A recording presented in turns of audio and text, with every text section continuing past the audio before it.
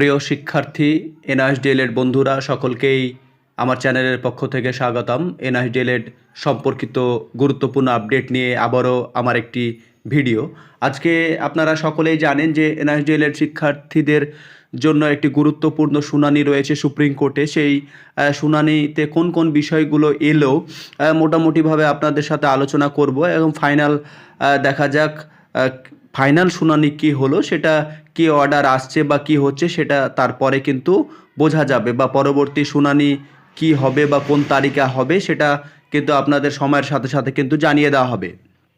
এখন বিষয় হচ্ছে যে এনআইএসডিএলের শিক্ষার্থীদের যে আজকে 19 তারিখ 3:30-টের সময় রিভিউ পিটিশনের শুনানি ছিল, সেই শুনানিতে যিনি অ্যাডভোকেট ছিলেন তিনাকে মনের অন্তঃস্থল থেকে ধন্যবাদ জানাই এই কারণেই যে তিনি যেভাবে এনআইএসডিএলের শিক্ষার্থীদের সমস্ত বিষয়গুলো তুলে ধরেছেন। আমি তো লাইভ খুব কম দেখি, কিন্তু আজকে পুরো কেসটাকে লাইভ দেখে যেটা বুঝতে পারলাম, তিনি এত সুন্দরভাবে উপস্থাপন করেছেন, মানে বলার ভাষা নেই। এত সুন্দরভাবে উপস্থাপন করলেন এবং যেভাবে বিচারপতি সমস্ত বিষয়গুলোকে শুনলেন, যে এনসিটি কিভাবে 24 মান্থের যে মান্থ প্রোগ্রামিং যে কন্ডাক্ট করেছিল সেটাকে কিভাবে 18 মান্থ নিয়েছে এবং সেটা সুপ্রিম কোর্ট দ্বারা কিভাবে ইনভ্যালিড হয়ে গেছে, সমস্ত বিষয়গুলো কিন্তু তিনি পুঙ্খানুপুঙ্খভাবে তুলে ধরলেন এবং প্রত্যেকটা বিষয় কিন্তু বিচারপতি সুন্দরভাবে মনোযোগ সহকারে তিনি শুনলেন।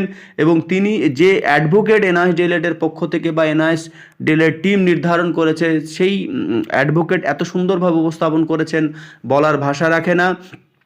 তারপরে যে বিষয়টা যে সুপ্রিম কোর্ট ইনভ্যালিড করে দেওয়ার পরে বিভিন্ন ক্ষেত্রে অংশগ্রহণের সুযোগ পাচ্ছে না, প্রথমত এরকম তো বলা হয়নি যে ডিএলএডটা একবার করার পরে আর বিভিন্ন স্কুলের ক্ষেত্রে সুযোগ পাবে না, সেই ব্যাপারটাও তুলে ধরেছেন। এক কথায় এনআইএসডিএলের শিক্ষার্থীদের যে সমস্ত বিষয়কে পুঙ্খানুপুঙ্খভাবে একদম পরিমার্জিতভাবে খুব সুন্দরভাবে উপস্থাপন করেছেন যিনি এনআইএসডিএলের পক্ষ থেকে অ্যাডভোকেট ছিলেন তিনি। তার উপস্থাপন ধরন এবং বিচারপতিও খুব মনোযোগ সহকারে শুনলেন। আমরা জানি রিভিউ পিটিশন বেশিরভাগ ক্ষেত্রে, আমরা এর আগেও বলেছিলাম যে রিভিউ পিটিশন 99% চান্স হয়ে থাকে খারিজ হয়ে যাওয়ার, কিন্তু এনআইএসডিএলের রিভিউ পিটিশন কিন্তু শোনা হচ্ছে। আশা করছি যেভাবে অ্যাডভোকেট এবং বিচারপতির যে কথোপকথন, সেটা শুনে মনে হলো যে এনআইএসডিএলের যে বিষয়টা খুব তাড়াতাড়ি দ্রুত নিষ্পত্তি হবে এবং এনআইএসডিএলের শিক্ষার্থীদের জন্য ভালো কিছু বেরিয়ে আসবে, এটা আশা করা যায়।